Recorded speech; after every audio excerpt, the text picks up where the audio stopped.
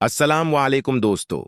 मेरा नाम है शकील अहमद और आप देख रहे हैं इस्लामिक स्टोरीज। अल्लाह ताला उस खानदान में जिसमें प्यारे आका हजरत मोहम्मद को पैदा होना था, सब अच्छी अच्छी बातें जमा कर रहा था। ये सिलसिला आपकी पैदाइश से सदियों पहले शुरू हो गया था। हजरत इब्राहीम अलैहिस्सलाम की अपनी नस्ल के लिए दुआओं के मुताल्लिक बताया था। ये दुआएं आपकी पैदाइश से 2500 साल पहले मांगी गई थीं। इस तरह अल्लाह ताला अपनी कुदरत से सारी दुनिया की तौजह मक्का मुकरमा की तरफ ला रहा था और दुनिया में सारी मखलूक में से सबसे प्यारे इंसान हमारे आका हैं। आप सिर्फ इंसानों में से ही बेहतरीन इंसान नहीं बल्कि सारे इंबिया में भी बेहतरीन हैं। ये बात आपकी पैदाइश के ज़माने के वाक़यात आपके इल्म में आए और उस शहर का तारुफ हुआ जहां आप पैदा हुए। हजरत इब्राहीम अलैहिस्सलाम ने अपनी नस्ल में रसूल अता किए जाने के साथ खाना काबा की हफाजत की दुआ भी की थी। अल्लाह पाक ने ये दुआ कबूल फरमाई, रसूल भी अता फरमाए और खाना काबा की हफाजत भी की। वो इस तरह के 2500 साल तक किसी ने खाना काबा पर हमला ही नहीं किया, और जब अब्राहा ने हमला किया तो अब्दुल मुत्तलब ने अल्लाह ताला के भरोसे पर साफ कह दिया कि अल्लाह अपने घर की खुद हिफाजत करेगा। फिर नन्हे नन्हे परंदे कनकर लेकर आए और अब्रहा के लश्कर पर गिराए, जिससे फौज कितों की तरह मरने लगी। ये वाकया माह मुहर्रम में हुआ था।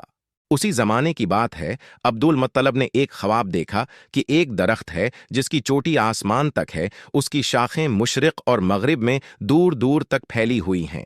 ये दरख्त सूरज से कई गुना ज्यादा रोशन है।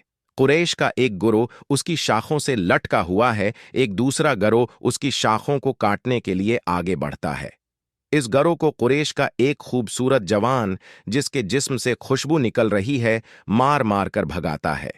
इस वक्त के उलमा ने उस ख्वाब की ताबीर ये बताई कि आपकी औलाद में वो नबी पैदा होगा जिसकी बशारत आसमानी सहीफों में मौजूद है। अब्दुल मुत्तलब के सबसे छोटे बेटे अब्दुल्ला बहुत नेक तबीयत के मालिक थे। वो बहुत सेहतमंद और खूबसूरत थे। वो बुत प्रस्त न थे बल्कि एक अल्लाह को मानते थे, यानी दीन इब्राहिमी पर कायम थे। उनकी शादी कुरैश की सबसे ज्यादा काबिल इज्जत खातून हजरत आमना बंत वहब बिन अबद मनाफ बिन जहरा बिन कस्सी से हुई। हजरत आमना वर्का बिन नौफल की रिश्ते की बहन थीं। उनकी वालदा का नाम बरह बंत अब्दुल्लैज़ा था। अरब में तारुफ करवाने के लिए बाप दादा के जिक्र को जरूरी समझा जाता था। हस्ब व नसब का सारा सिलसिला याद रखा जाता था। उन दिनों इल्म हासिल करने के लिए आज के जमाने जैसे जरिए न थे। किताबें वगैरह भी कम लिखी जाती थीं। इंतहाई अहम बात लकड़ी की तख्तियों, जानवरों की खालों या किसी हमवार सतह वाली चीज पर लिख ली जाती।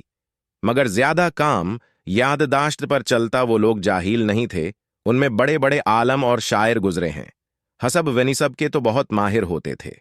बात दरअसल ये थी कि उसमें भी अल्लाह ताला की हिकमत थी। वो बता रहा था कि जो सारी दुनिया का सरदार नबी मुतलका है, वो हस्ब व नसब के लिहाज से भी बेहतरीन है। हजरत अब्दुल्ला और हजरत आमना अरब के आला तरीन खानदानों के आला तरीन अफराद थे। उनकी शादी बड़ी बरकतों वाली शादी थी। बाद दोलहा 3 दिन तक सुराल में रहता था। इस रवाज के मुताबिक 3 दिन ससुराल में रहने के बाद हजरत अब्दुल्ला हजरत आमना के साथ मक्का के एक मोहल्ला ज़क़ाक़िल मौलिद में मुंतकिल हो गए। हजरत अब्दुल्ला अपने वालिद के साथ तिजारत करते थे। उन दिनों एक तिजारती काफिला शाम की तरफ जा रहा था। आपके वालिद ने आपको इस काफिले के साथ जाने को कहा। आप वालिद के बहुत फर्मा बरदार थे। इस सफर पर रवाना हो गए। जाते वक्त हजरत आमना को अलविदा कहा।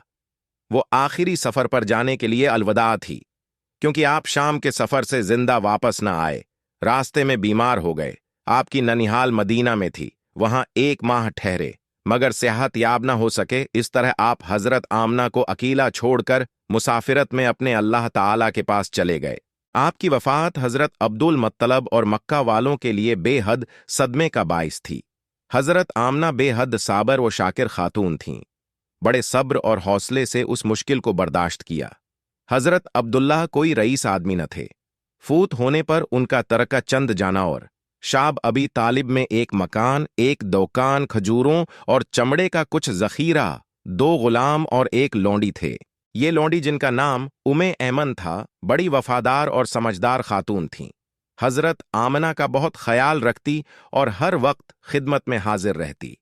हजरत आमना को ख्वाब में बताया गया कि आपको सबसे ऊंची शान वाला बेटा अता किया जाएगा। सिर्फ ख्वाब ही नहीं, कशफ में भी आपको ऐसे नज़ारे दिखाए जाते जिससे आपको अंदाजा होता कि कोई बड़ी शान वाला बेटा आपको मिलेगा। आपने ये भी देखा था कि आपके अंदर से एक नूर निकला है जो हर तरफ फैल गया है। इसका जिक्र प्यारे आका के मुबारक अल्फाज में भी सुनिए। आप फरमाते हैं, मैं अपने बाप हजरत इब्राहीम की दुआ हूं, हजरत ईसा इब्न मरियम की बशारत हूं और अपनी मां का वो रावैया हूं जो उन्होंने देखा कि उनके जिस्म से एक नूर निकला जिसमें उन्हें शाम के महल्लात नजर आए और अनबिया की माओं को इसी तरह दिखाया जाता है। नूरानी वजूदों के दुनिया में आने से पहले उनकी माओं को बशारत देने से मुझे याद आया कि कुरान पाक में जिक्र है, हजरत मरियम को भी बेटे की बशारत मिली और नाम भी अल्लाह ताला ने खुद रखा, ईसा बन मरियम। हजरत आमना को भी फरिश्तों ने बेटे की खुशखबरी के साथ नाम भी बताया, मोहम्मद, और हासिदों और शर से बचने की दुआ भी सिखाई। आप अक्सर सूते जागते नूरानी फरिश्तों को देखते, फरिश्तों के परों की आवाज भी सुनते। ये सब अनोखी बातें थीं। वाकया भी तो अनोखा होने वाला था। सिर्फ हजरत आमना ही नहीं, पूरी कायनात एक बहुत बड़ी शान वाले वजूद की मुंतजर थी। ईसाई और यहूदी उलमा अपनी किताबों में दिए गए इशारों और निशानियों के मुताबिक समझ रहे थे कि सबसे बड़ी शान वाले नबी की पैदाइश का वक्त आ गया है।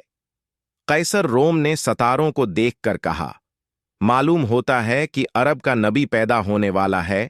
अरब में मोहम्मद नाम रखने का रवाज ना था, मगर जिनको इल्म था कि आसमानी किताबों के मुताबिक मऊद नबी का नाम मोहम्मद होगा, वो अपने बच्चों के नाम मोहम्मद रखने लगे। यहूदियों ने तो नकल मकानी करके मक्का के उर्द गुर्द आबाद होना शुरू कर दिया ताकि मऊद नबी आए तो उसका फैज हासिल कर सकें। वर्का बन नौफल कुरैश अरब थे, मगर बुत परस्ती से बेजार होकर ईसाई हो गए थे।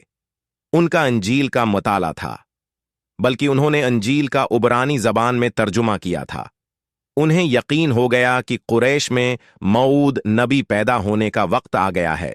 वो अजीम नबी जिसके लिए सारा अरब मुंतजर था, जिसका हजरत इब्राहीम की दुआओं में वादा था।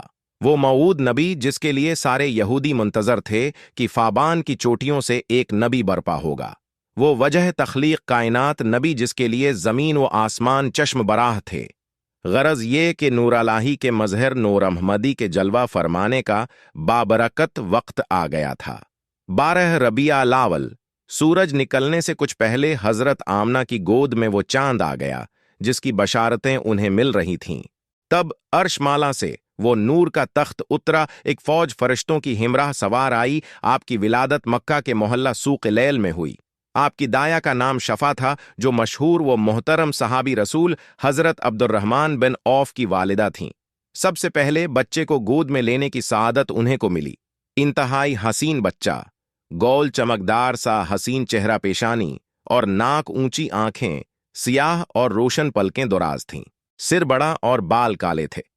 इस वक्त आपकी वालदा को कश्फ में दिखाया गया कि आपके हाथ में फतह, नसरत और गलबा की चाबियां हैं। आप आसमान से नूर लाए थे, खुद भी नूर थे। आपका नाम मोहम्मद रखा गया। अल्लाह जलशाना ने जब एहसान करना चाहा तो मोहम्मद को पैदा किया। आपका नाम मोहम्मद था, जिसके मानी है निहायत ही तारीफ किया गया। आपकी खूबसूरती में अल्लाह ताला की खूबसूरती का अक्स था। आप फरमाया करते, सबसे पहले जो अल्लाह ताला ने पैदा किया वो मेरा नूर था। वो हस्ती जो अपने नूर और रोशनी में महरुमाह की तरह हो गई है और रात और दिन मुनव्वर हो गए हैं। आपकी पैदाइश के वक्त हजरत अब्दुल मुत्तलब खाना काबा में दुआ कर रहे थे। उम्मे ऐमन ने आकर पूते की खुशखबरी सुनाई।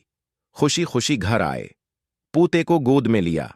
हजरत आमना के ख्वाब और कश्फ की वजह से नाम मोहम्मद ही पसंद किया। निन्हे को गोद में लिए हुए खाना काबा आकर अल्लाह का शोकर अदा किया और ऐलान किया कि अब्दुल्ला के बच्चे का नाम मोहम्मद रखा गया है।